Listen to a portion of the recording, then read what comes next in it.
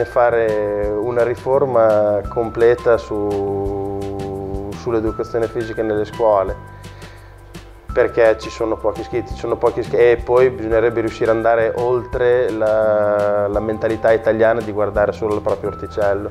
Io credo che un ragazzo fino ai 14-15 anni dovrebbe fare più sport possibili.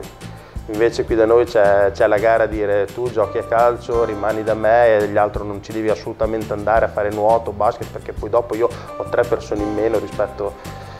Credo che questo sia veramente deleterio.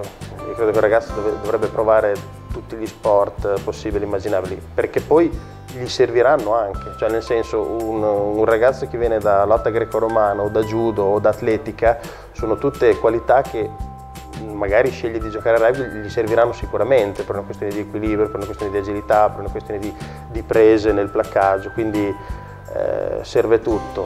E è chiaro che, ripeto, se tu guardi all'estero dove ogni scuola ha la propria squadra di rugby, di basket, di baseball, di cricket, di qualsiasi sport, i ragazzi sono invogliati e indotti a fare sport, qui da noi no. Quindi ti viene a mancare, è qui che ti viene a mancare la base.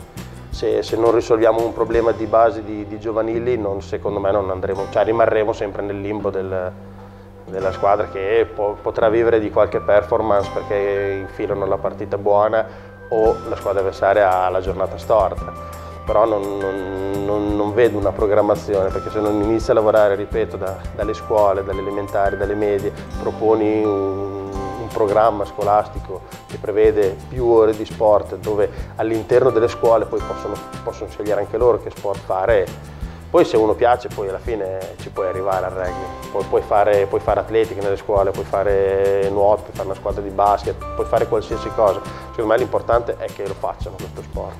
Poi se magari c'è un babbo malato di rugby o c'è il compagno di classe amico del cuore che fa rugby e di conseguenza arriva anche lui, ben venga, per carità.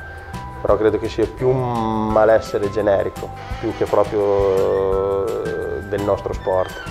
Però di conseguenza dopo ti vengono a mancare i numeri, tutto qui.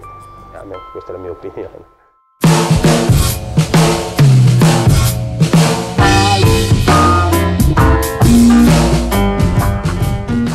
Inizialmente deve avere lo spirito di sacrificio, perché qui appena entri allo stadio il sacrificio è tanto, nel senso che oltre all'aspetto dell'allenamento che può essere faticoso o meno, c'è l'attenuante del tempo, del campo, del numero di giocatori, quindi un giocatore deve essere portato a sacrificarsi a 360 gradi. Indipendentemente dalla sua giornata, che ovviamente ognuno ha, chi ha lavorato di più o meno, chi ha studiato, è stato a casa, malato, però io ho visto negli anni che la testa, la mentalità di un giocatore di rugby, un vero giocatore di rugby, quando arriva al campo, come stai?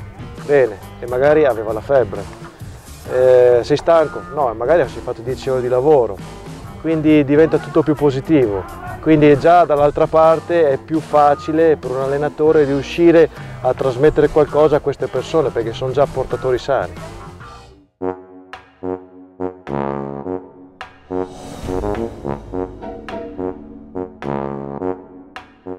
Allora, mio figlio ha fatto miliardi di sport, tutti i vari tipi di sport che ci potevano essere disponibili a Ravenna, dove abitiamo noi, fino a che un giorno abbiamo pensato al rugby, perché io giocavo a rugby quando ero bambina a scuola, e gli ho detto: vuoi provare il rugby? Siamo entrati in questa famiglia, perché diventi parte di una famiglia, quindi anche se non ci sei più rimani proprio nel cuore, ti sembra sempre di tornare come a casa della zia. E quindi lui ha iniziato a giocare a rugby, si è appassionato come è normale che sia, perché succede così, e quindi niente, da allora siamo sempre qui, sono 4 anni che siamo dentro a questa grande famiglia. Fogli Marco e attualmente sono allenatore dell'Under 16 di Ravenna. Mi chiamo Massimo Cavalieri, ho giocato quasi 30 anni a rugby, anche ad alti livelli, vengo da campionati di eccellenza con Rugby Rovigo. Ho avuto qualche esploit in giro sia a Venezia che una bella parentesi a Badia. Mi chiamo Gemma, sono una mamma volontaria al 100% del Ravenna Rugby.